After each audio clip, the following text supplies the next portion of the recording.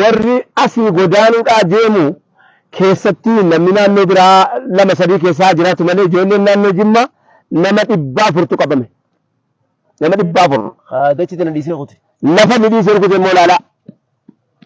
Lafa inni dhiisee deeme immoo ilaalaa. Kunoo baddaa dhuguma siyaasaa biyya baase. Qaxxaamura duroomuu barbaanna. Osoo laffayin. Osoo laffayin. Osoo hin ta'abin. Biyya faranjiitti dhaqxee osoo laffayin duroom tasitti fakkaate. Moo biyya arabaa osoo laffayin utuu hin ta'abamin utuu dhiirtiin irratti hojjetin utuu itti wareegamen dhufasitti fakkaate. Jaalati sinatti yoo gareeni. Lafa kana fakkaatu dhiiftee deemte asiis gaafa jiraa gaafa deemtus.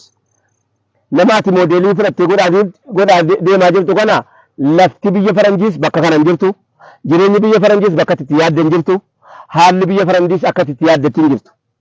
Sii galtee gabrummaa moofaa gabrummaa isa durii keessaa gabrummaa haaraatti baasuudhaaf paaspoortii baafattee laga tarkaanfattee achii booddee immoo mangistiin sagalee naa ta'uu didee mangartiin kan qomaniidhaa keessatti na dhamaasee nama dheengadda Saudi Arabiyaadhaaf naannoo adda addaa irraa ijoolleen tuuristaalii fudhattee biyya keessatti deebite guyyaa muraasa booda utuu ahali hin argin utuu maatii hin argin utuu deebi'ee warra gudur sangaa gurguratee ergeen hin argine asii achi deebi'ee kunoo shanilleedhaafi naannoo Jibuutii keessatti yeroo ammaa kana keessa warra Sumaalee keessatti hidhame hadhas ammallee inuma maraadha ammallee maaliif jennaan utuu naasaa kana naasee itti hidhamti jedhee sababa yaadu warra kanaan dura qurxummiin fixeefis nan gadde warra amma boodaatiif garuu akka itti gaddu hin qabu nan rakkadha amma boodaati maal jennaan wanni dhiiga cunqursaa jiru irra caala abbaaf cunqursaa jiru caala warri cunqursaa jiru wanni cunqursaa jiru hin jiru jechuu gooti miti.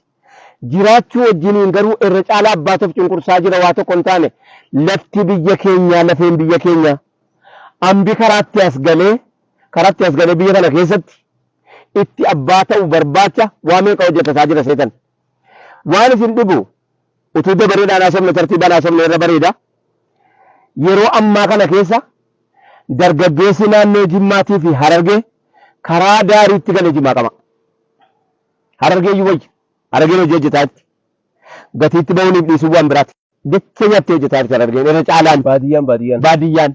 Magaalaan karaatti galee Jimmaa qabee tiiktookiidhaa fi miidiyaatti galee jira.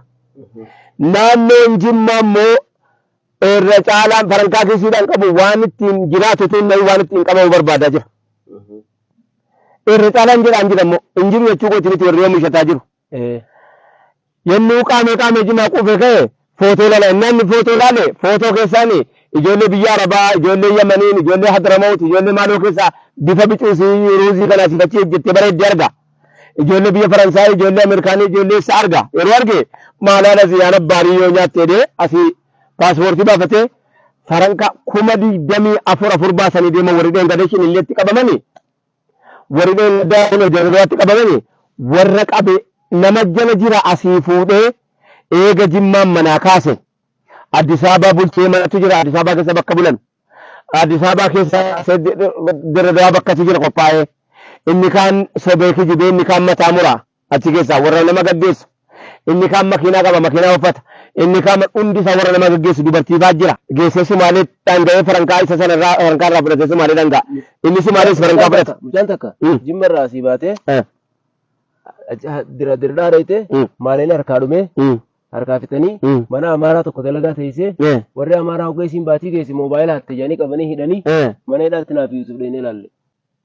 Biyya keenya namni biraa kunoo dabra biraanitti ittisee ta'aa jira mootummaan. Kunoo ittisee maal jennaan maal lafti biyya keenya ijoollee keenya iyyuu hin geenye eessatti gayyaatanii keessa nama qotadhaa kan ofii achitti qabatee kan qorratinaan loluudhaan dhufaa jiranni. Kan ofii achitti qabateeti. Kan ofii